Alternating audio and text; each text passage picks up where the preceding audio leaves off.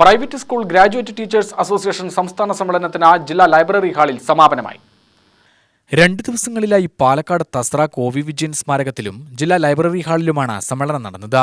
വൈദ്യുതി വകുപ്പ് മന്ത്രി കെ കൃഷ്ണൻകുട്ടി ഉദ്ഘാടനവും ഉപഹാര സമർപ്പണവും നിർവഹിച്ചു. ഏറ്റവും നല്ല USA ChatGPT ഉണ്ട്, ചൈന DeepSeek കണ്ടുപിടിച്ചു.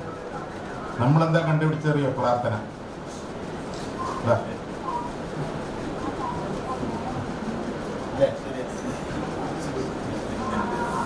എന്ത് പറയും മറുപടി?